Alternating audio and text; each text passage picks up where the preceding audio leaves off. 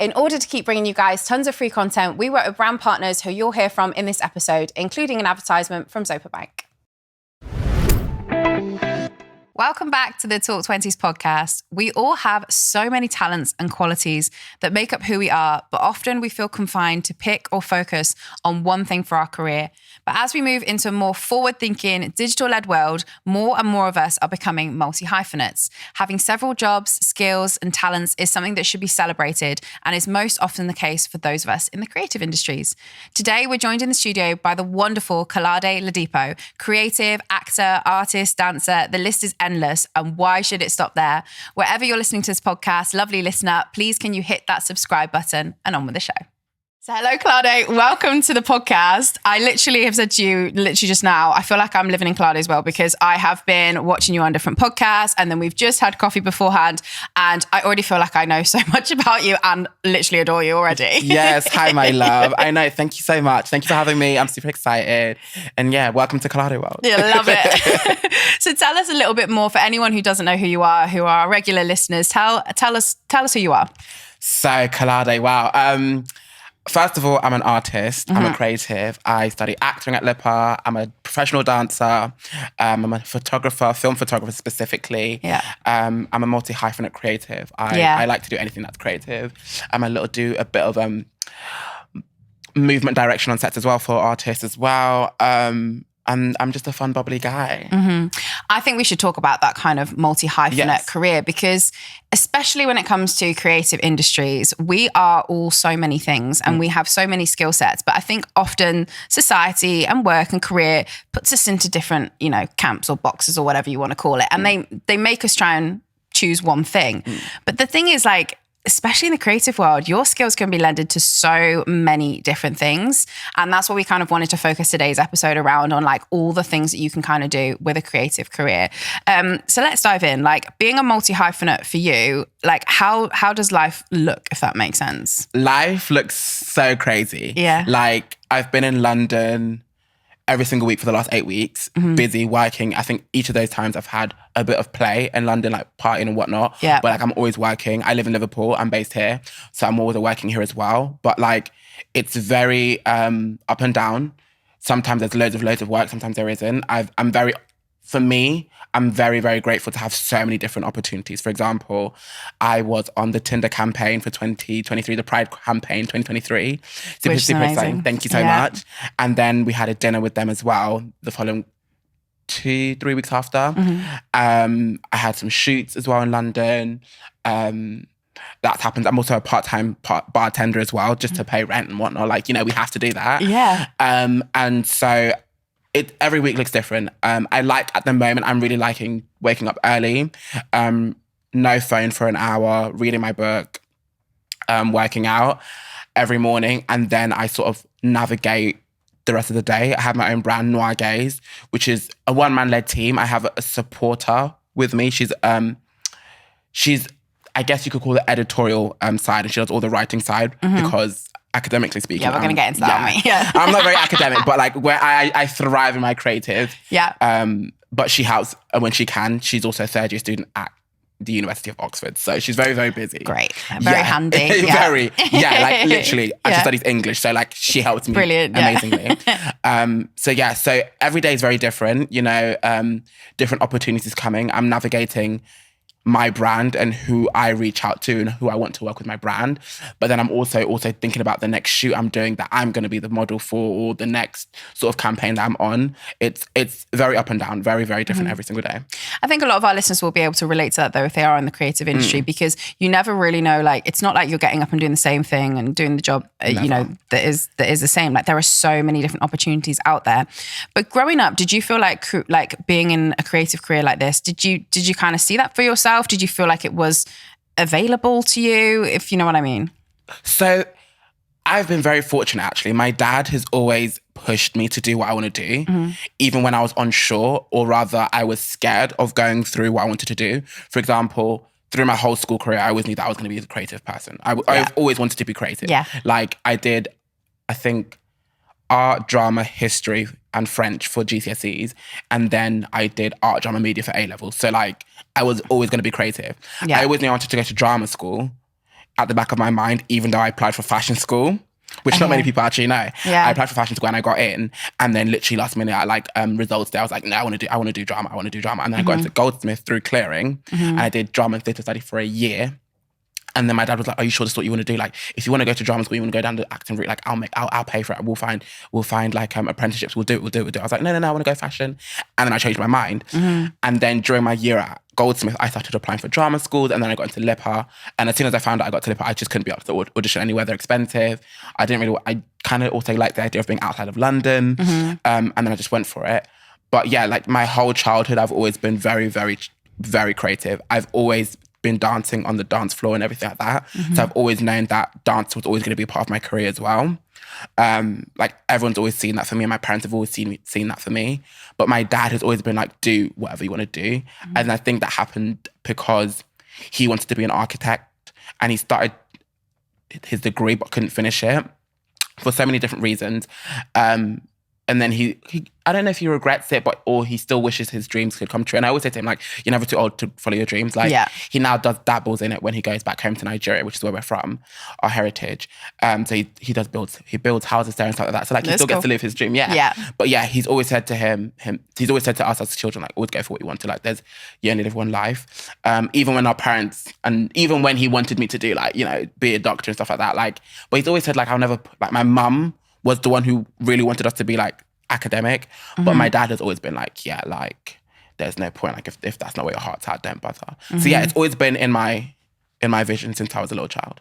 I think it's really tricky, like, for the listeners like tuning in, like, when your parents want you to kind of do a certain thing, like, I've always dreamed my daughter would be a lawyer or a doctor, or in my case it was a teacher, and you kind of quickly realize that isn't what you want to do. And when those like mismatches like don't align, like, it's always amazing to hear and so nice to hear that your family have been very supportive of you, because I know that isn't the reality for a lot of people who kind of want to be in the creative space, but there's like judgment and especially because like I come from a very, very traditional African Nigerian household.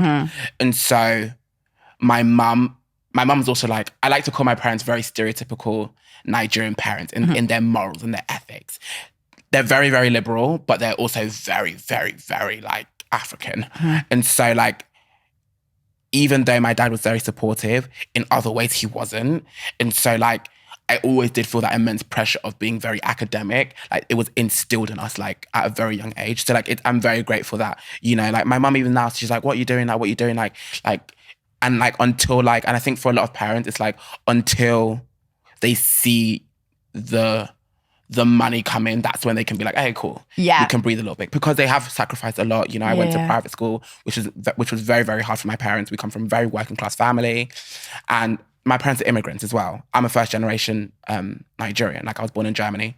Long story. But I was born in Germany. So like, we're first generation immigrants. And so like, it's very important that we make ourselves a name for ourselves in whatever way that means, and are successful, so that we do better than our parents. Well, let's take it back then to like childhood, teenage years. What was that? What was it like for you growing up? You just mentioned...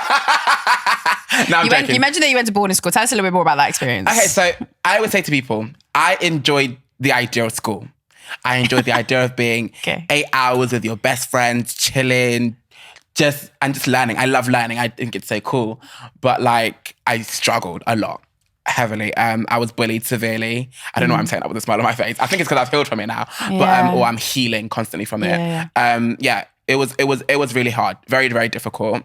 I didn't tell anyone I was being bullied. Everyone saw it, didn't tell anyone. I couldn't tell my parents because I wasn't I'm gay, if you don't know. Just to highlight that. I'm very, very gay, guys. And I come from a Nigerian household, and that was very, very taboo, very, very big no. So I couldn't tell my parents that I was being bullied for being gay, because they're like, well, you're not. But I was like, yeah, but I am. I came out at 15, 14, almost got disowned, almost got kicked out of the house, basically got kicked out of the house. And then I was like, no, I'm straight. So then I got let back in the house. But I was living a double life because I was at boarding school. So everyone at school knew I was gay, it was fine. But at home, I was like, no. Like, it was literally time. And then at school, I was being bullied physically and emotionally. I was pushed downstairs. I had a knife put to my throat at one point. I was pushed against walls. Like it was awful. And like I never told anyone because of that whole idea of like being a snitch, which is so bad. Like it's something that I really, really am against now. Like if speak up. Yeah. Like who cares if you're a snitch? Like your well-being is much more important than being branded as a snitch. I enjoyed my friends, my girlfriends. A lot of them I'm still close with. I had a few support teachers. For example, like my art teacher, or one of my art teachers, Miss Christopher. I can't remember his surname, but Chris. And then my drama teacher, Mr. Norman, Richard Norman, shout out to you. They were like really, really big pillars in my life. Like Mr. Norman gave me so much wise advice to do with being gay and queer, but never ever made it about being queer. Like he would never use the word gay or queer because it just wasn't something for him to say. He wanted to just say, okay, this is how life works, you know? This, and something that was always highlighted to me was like, this is just a period of your time. Like I was talking to a friend from school actually, who's just turned 18, so he's still at school. He's still at the same school that I went to. And I was like, listen, like once you leave that bubble, like the real world is completely different. Like Bishop Stortford is like the most tiny bubble. It's literally like a little town in between Hertfordshire and Essex. So it is really small town. I'm like, listen, once you leave that place, it's a completely different space. But I think in school, I was very grateful to go through so many hardships that by the time I went into the real world, like I had so many lessons and so many, just so many different experiences. And then also everyone I was surrounded by was very, very, very, very rich.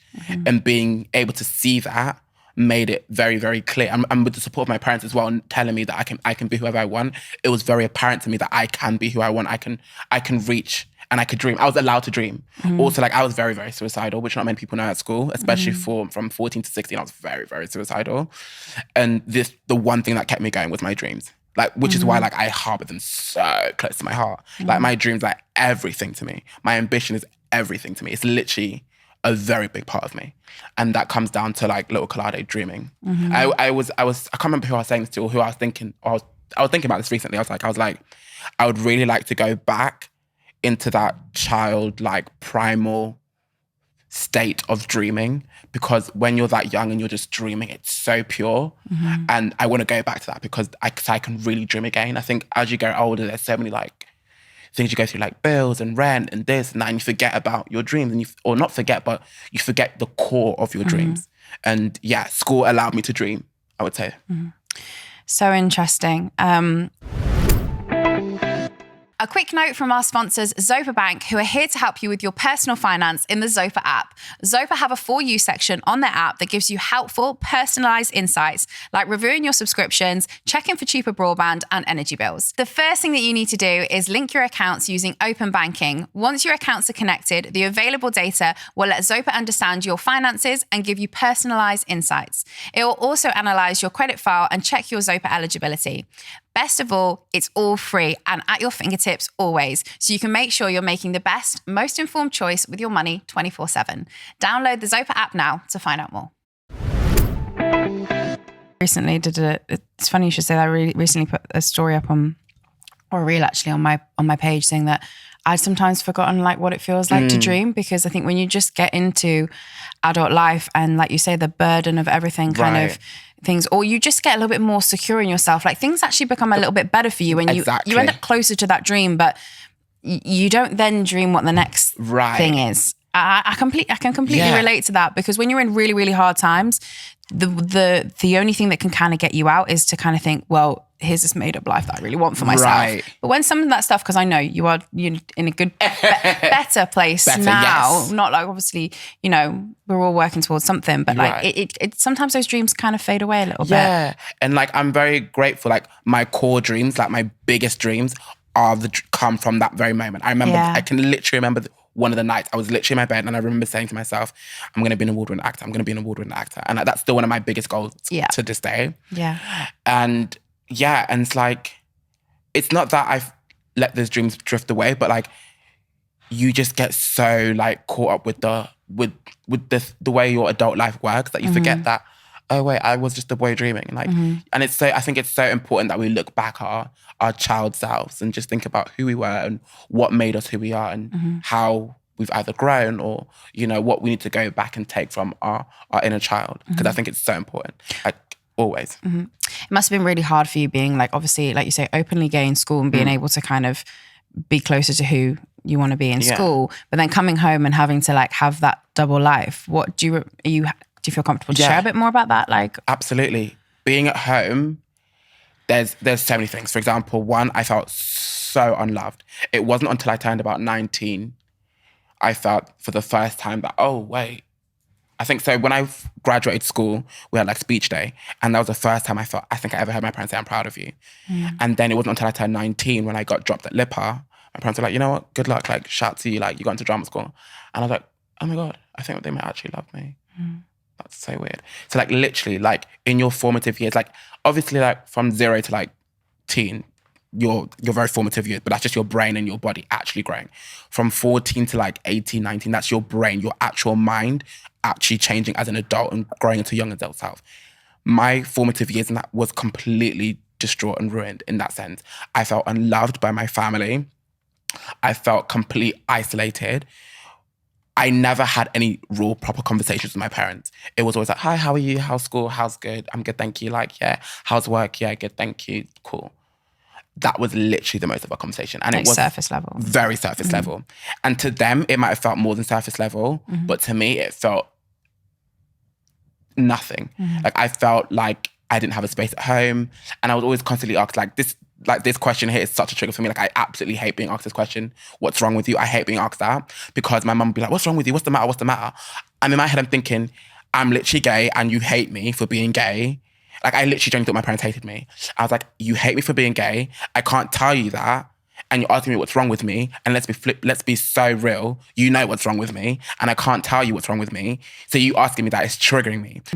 And one of the things is that when you got into private school through a scholarship for a bursary as well. Yes. So obviously like did you feel different going to the school because you didn't come from the kind of similar backgrounds? You mentioned obviously everyone around you was like very, very wealthy, but that wasn't the case for you at home. No, not at all. Like we came from a very, very working class family.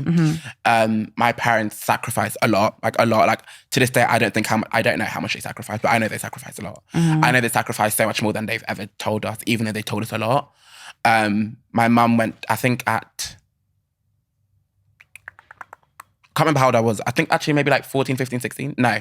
Much younger.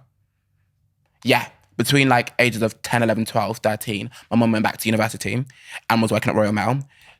She got a degree, nursing and psychology. So now she's a mental health nurse. My dad has his own oven cleaning business. And so it was the parallels of being like that kind of student was different. There was times where I hated asking my parents for money. Even when I was a child and I had no source of income, I hated asking for money. Literally, I remember a time where my school shoes literally were ripped at the front and they were literally talking. Like I think someone called me like slippers or something, flip-flops or whatever. And like my shoes were literally talking. Yeah. And I just didn't ask my parents for any school shoes. And my parents are like very prideful. They're like, if you need any shoes, just tell us. Like we'll make it work. Like, do you know what I mean? And stuff. And so like, yeah, I never felt out of place for that. But it wasn't until like I got older, I realized how misplaced I actually felt. I think for me, I was always thinking about the whole gay thing so that I didn't have time to literally just deep how poor I was. But then as I got older and like it was getting a little bit better for us when I got 18, I realized that I actually did feel out of place. There was loads of things that I couldn't do.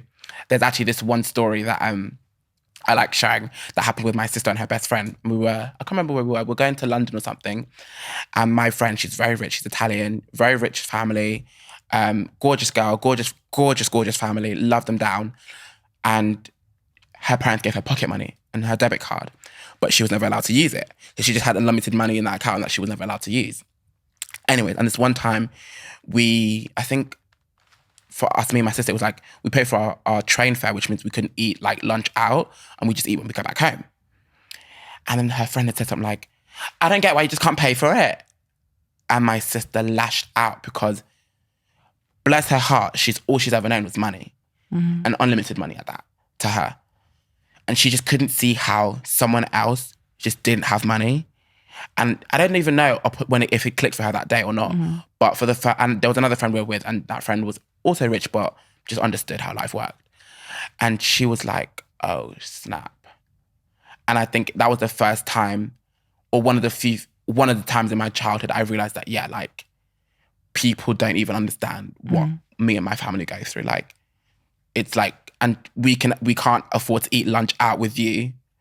We can have like a pie crisp or maybe a sandwich out and just about pay for our transport back home. But you are afforded everything. And it was a very, very big learning curve. And for me though, something that I've always been very, very good at is speaking to people with this kind of money and this kind of wealth and this kind of privilege. Whereas my sister hadn't at that time, because she just latched up. I was like, baby girl, darling, the way they live is very different. I understand that you're angry with what she just said, but there's a privilege that comes with her lifestyle that she hasn't been afforded to understand where we come from. And it was, I've been so lucky to, like, the experiences I've been at from being at private school have been unlimited in terms of the way I speak to people from a different class, from different generations and different generational wealth, and people who are also, I was poor back then, we were a very working class family, but there are people who were much poorer than me. Not at school, but that I knew. For example, where I lived was a very rough area, and where we live is not the best area in Hemel Hempstead. But yeah, like there was people that were much, much worse off than us. So like I saw that, like literally the people that lived right behind my house, completely different lifestyle to us. And so being able to see those different parallels, it kept me very grounded, very humble. It let me dream, and it let me understand, okay, cool. This doesn't have to define you as either. I think it's an important conversation about intersectionality as well, because this is like race, gender, 100%. class, sexuality, all coming into the conversation here. And I know that word is like such an important one for you. I even have a necklace that you says you have on your necklace. I spotted it earlier. What does that word mean to you? Intersectional means so many different things to me. For example, first of all, the main thing it means for me is the intersectionality between being a gay and a black man. I think when people, for example, in the black community, people talking about like Black Lives Matter and just Black Lives Matter, but it's like a lot of black people don't support all black lives, which is not cool. It's just not right. If you support black lives, support all black lives, black queer lives, black trans lives, black disabled lives. Like it's all important that all black lives are catered for. And also the intersection to being a working class and a black man and a gay man. Like those intersections, that's insane. Like, but there's other people that have so many different other intersectionalities. But for me, being a working class person who's seen the struggle and coming from a black background, it means that I had to struggle as well. Being in a private school as a black, gay, working class man was insane, was wild, it was crazy. The things I saw, the things I felt, the misplacement. For example, after BLM happened, I don't want to say happened, but after the death of George Floyd and the influx of activism and whatnot, me and one of my friends from school, she was 2 years above me, we decided to go back to our school and we decided to say, hey, listen, like, you know, we actually, upon very, very deep thought, struggled a lot racially at school. And for example, there were times where, you know, friends would say the N-word. And at the time, and I always say this, at the time, I didn't have the tools and the knowledge and the education to properly educate myself and have the vocabulary to discuss those conversations with people. But I was glad that I was able to go back to school and say we were able to change some sort of regulations and laws or whatever and stuff that had just been there since the beginning of the school year. Not school year, but school's history. Yeah. And stuff. And so being intersectional is something that's important to me. It's who I am at my core. You know, I don't get to choose when I'm black. I don't get to choose when I'm gay. Like, that's just who I am. And I'm very, like, I like to say I'm very, or something that my friend once said to me that I now use a lot is I'm very visibly queer. The way I talk, the way I dress, the way I have my hands out, the way I've got my nails done. Gorgeous. Thank you. I'm very visibly queer, especially just on my day-to-day. Like, it's very easy. You can spot me from a mile away. And so for me, that intersectionality comes very apparent in very different areas of my life, in the way I work, in the way I dress, in the way I feel, in the way I navigate my life. So it's very important to me, my intersectionality.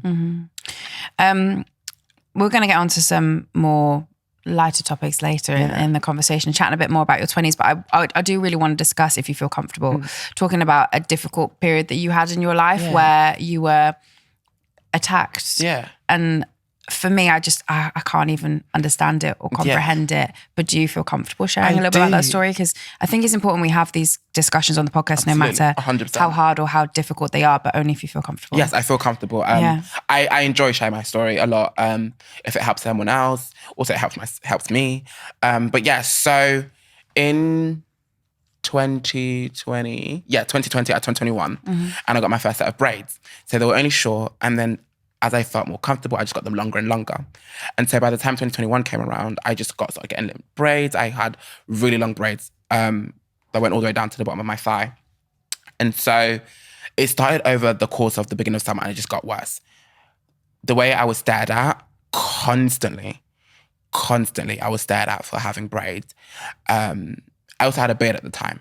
So it was very apparent that I'm very versatile in the way I present. Sometimes I'm very hyper feminine and sometimes I'm very hyper masculine, with accents of femininity in my mask. For example, I'm wearing a full, I guess you call it a masculine look. Like I'm wearing jeans, baggy jacket. I've got my nails on and I'm very flamboyant. I'm wearing heels. Do you know what I mean? I like to make it me. Love it. And so I would get stares at. There was one morning where I was literally working on my way to a job that I got doing a short film. And literally it was like 10 a.m. and there's men drinking beer, screaming, oh, what the hell are you? And I'm like, I'm a boy. I'm a very, very sexy boy. And this lovely lady walked past. She was like, yeah, you are. And I could see she was so disgusted. And she almost didn't know how to navigate the situation. She was very, not excited, but she was very happy the way I handled it. Yeah. But I could see in the way that the way it happened, she was very uncomfortable. She was like, what the heck? And then I deeped it. I was like, whoa, that's really messed up. And then it just got worse over the summer. The looks got worse. I could just hear people saying stuff to me. On nights out when I'd walk back home, people were saying, oh, you using so many slurs, F word. And I would just turn around and like, I'm very, very confrontational. Like I always say to people, if you ever meet my mum, Mary Ladipo, like shout to her because seeing a woman so strong and independent and such a bad bee growing up, like my mum don't take from no one. She don't take nothing from no one. No one. There's not a single person that can get away with anything with my mum. So, and I inherited that the most from her kids. Like out of all her 3 babies, I'm the one like you don't want to mess with. Like I always say to people, I'm like the most nicest person you'll ever meet. I'm like the sweet little angel. But I can also be the devil. Yeah, if you don't want mess me to. with you. Don't mess with me. No. So like even when I'm with braids like down to my waist and I'm slim, I'm very tiny, I'm very petite. I'm only 5'7" as well.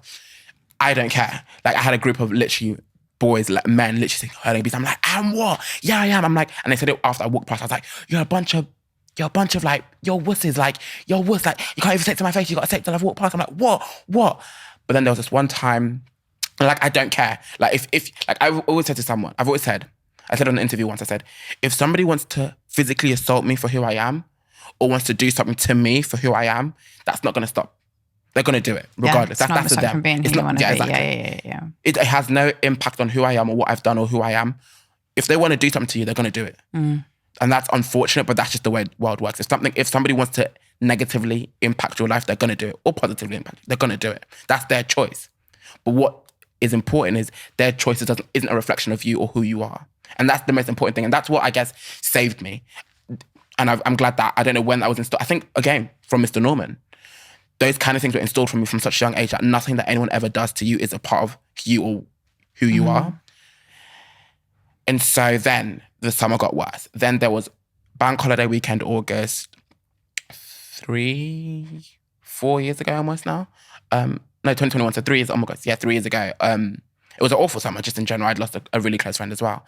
So then August Bank Holiday, I was out with my friends. I was super excited because I'd been working all weekend. And this was the one day I got off. But all my friends were in London for like an Afrobeat sort of R&B festival. And I couldn't go and I really wanted to go. But there was a sort of carnival-themed R&B, Afrobeat, carnival, Jamaican, Caribbean, sort of festival happening in Liverpool. My friends were DJing, girls don't sing, shout to you, my babies. They were DJing. And I had my long braids on, blonde, gorgeous. I loved them. Oh, I just loved them. I kind of wish I had shaved at the time just so I could have a really soft face with it. But anyway, besides the point. And and I was wearing a crop top. And we were waiting for the girls to go on. So we were right at the front of the venue space. And this man on stage, so someone with authority, just doused me in water, just completely drenched me and would just throw a bottle at me and just threw it. I was like, and like, I've never cried apart from when I was physically assaulted at school, but I never cried at someone actually abusing me. And I literally ran out and I literally cried. I was, and even to this day, like, I still find it so weird that I cried. And like, I was like, whoa, like I cried. And then I was like, And I could hear the artist Alakai Harley, shout to her, a Jamaican dancehall sort of R&B hip hop kind of gal. She was performing. And I was like, whoa. I was like, hold on, wait. Wipe your tears, go back and dance. Like, you're not about to miss Alakai Harley. So I went out and I danced, I was a bit like, I was calm. I shook it off, cool, calm. Then my girls DJ'd, and the first thing they said were like, shout to Girls NSYNC, because not only are they very, very big on female empowerment, women empowerment, they're very big on everything right. Black lives, women's lives, just everything. Mm-hmm. Everything that's right in the world, they support. And they're very vocal about it. Very, very vocal about it. Especially gay rights, everything. And they literally got on the mic and they're like, listen, we do not stand for... They literally said to the people, like, if we don't get this person kicked out, we're not DJing. We're not DJing here. So you lot do what you got to do and we'll do what we got to do. And then later, I got changed just because I wanted to get changed. I was wearing a white top because we were going to Ink, a club in Liverpool. Got stares at. Nothing happened, but I got stares at again that night because I'm wearing braids and very straight area, straight club, I guess you could call it. And then we went to get some food after the night was over. A man called me some slurs as well, and then just got physically assaulted me. Was on the floor, bleeding, was wearing a white top, was all over my top. I took it off. And like, for me, what was so sad was it was in the middle of Concert Square and no one said anything. No one helped me, nothing. And my friends were there, obviously they helped. And I was just so angry. I was so angry. But I was upset. I was like, what the heck? I was just like I was just so dazed and confused. Like, what the heck? Then I was walking home because I literally live not even 100 meters from where it happened. As I'm topless, a white top covered in blood, covering my face, lips swollen up, I'm literally walking into my house, another man is hurling abuse at me. Like 3 times in one day. And that one was like the one that did it for me. Because I'm like, as a human being, how can you literally stare at someone covered in blood, clearly in distress, and hurl abuse at them? Like, it's one thing to kick a man while they're down that you know, or whatever, you know, revenge or whatever. To a stranger that you don't know, that was wild to me. And I literally kicked off. I literally threw my t-shirt. I was like, what, you want? I'm like, I was at that point, I was ready to go. Yeah. I was like, unfortunately, mate, I've been through it all day. Insecurity's been going through all day. People staring at me the whole day as well. Bearing in mind, these are just 3 big things that happened on the day. I was still getting stares at and people making comments the entire day anyways. Just walking on the street. So I was like, you can get it right now. I was like, babe, and my friend literally had to pull me back because I was definitely going to fight him. I was ready to fight because I was like, I hadn't even fought back all day. I just let it happen. But I was infuriated. I was like, I was so disgusted in humanity at that point. I was like, the other two, like, whatever, but you're kicking someone down while they're bleeding. Like, I would never dream of going to someone while they're, like, I've seen people cry on the street and be like, hey, are you okay? Do you need anything? At the train station, that's the kind of person that I am. To kick a person down where they're literally bleeding is wild to me. In need of medical assistance and you're literally hurling it. That's so wild to me. But yeah, so that happened. And out of that, I created my own brand. Noire Gayse, Noire being the French word for black, and then Gayse with a Y in between A and Z, as in like the gay gays. And like, I've birthed a queer black space for people in Liverpool, which we will expand over global domination. But yeah, like, it's very important to me that, yes, amen to that. But yeah, I'm very big on that because after I was attacked, there was nowhere for me to really go for my intersectionality. There were places like the Anthony Walker Foundation, which I love. They're very, very big on racial justice and stuff like that. And then there was Homophobic, again, very, very big brand in Liverpool for queer lives and LGBTQ plus communities. But there was no one that really shared my intersectionality. And so I decided to create that for myself. And we have club nights every other month. We have community outreach. We've had workshops that are in the work. And we've also had panel talks last year. We also are launching our own magazine next year. Fingers crossed. Amazing. And we have so many other things that Gwen works with that I'm super excited that I can't wait to start working on. But yeah, and I was able to create my own brand out of that.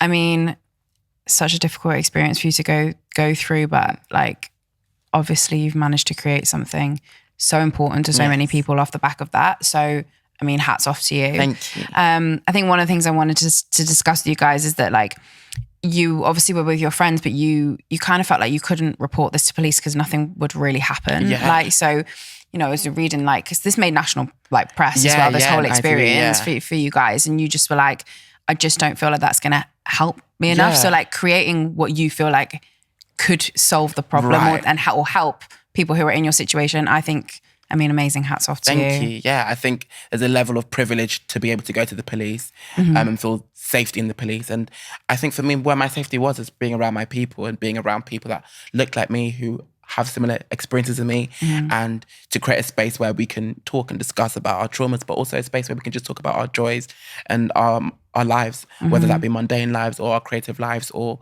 just our lives and just gossip and, that kind of stuff. And I'm glad that I have that space with people. And literally having people come up to me saying, thank you so much for creating this space. It's like, I'm like, thank you for showing up. Like, that's the important thing.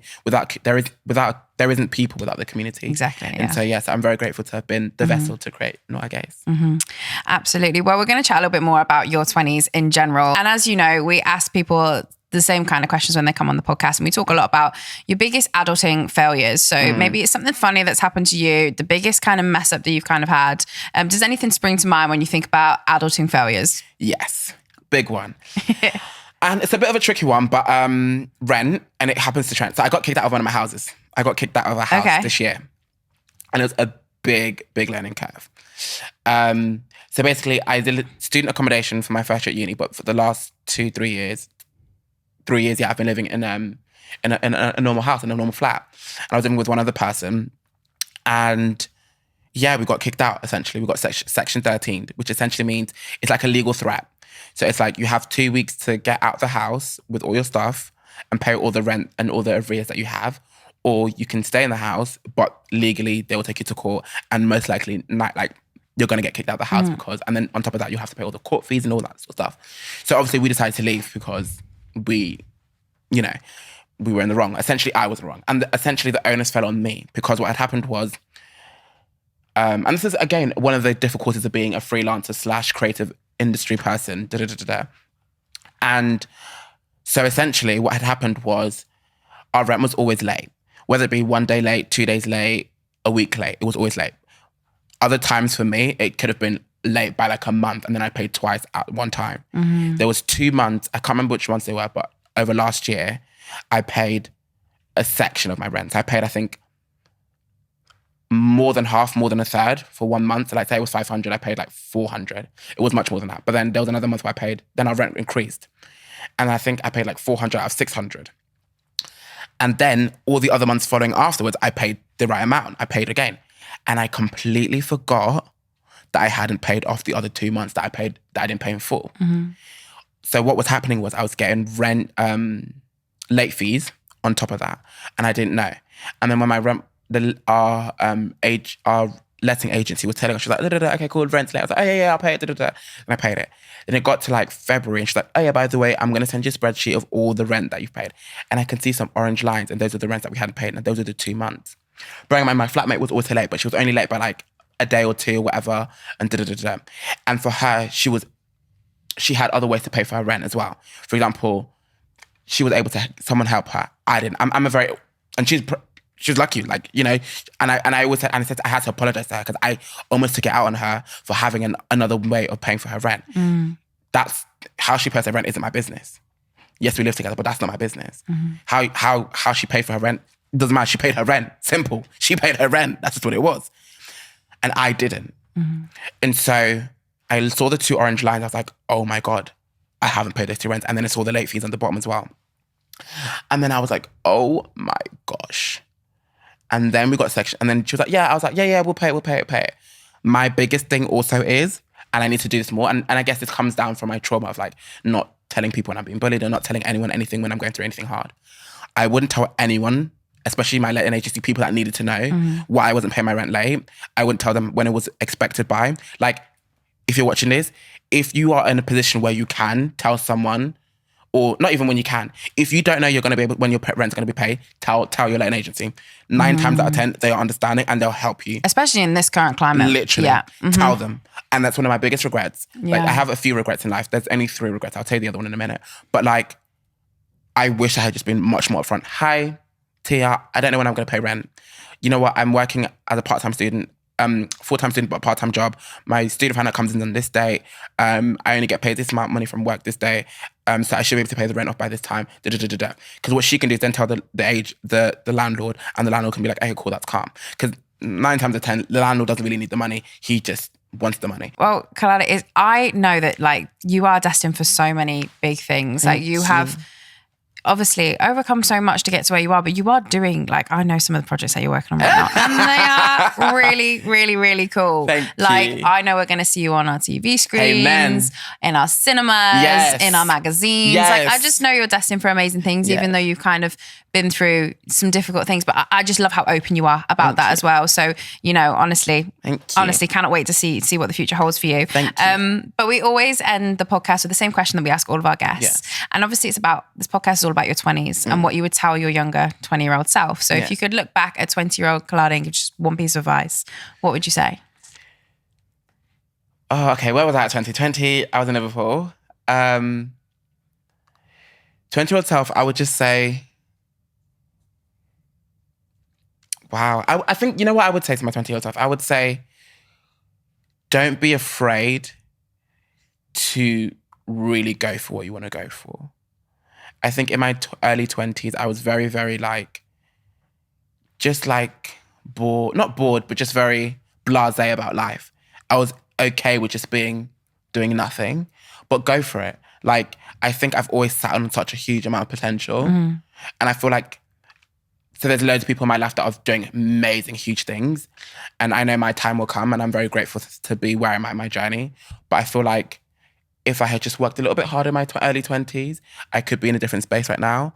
Or maybe but then again, I'm supposed to be where I'm at, where I'm supposed to be where I'm at, I believe. But I feel like in my early 20s, don't be afraid to go for what you want to.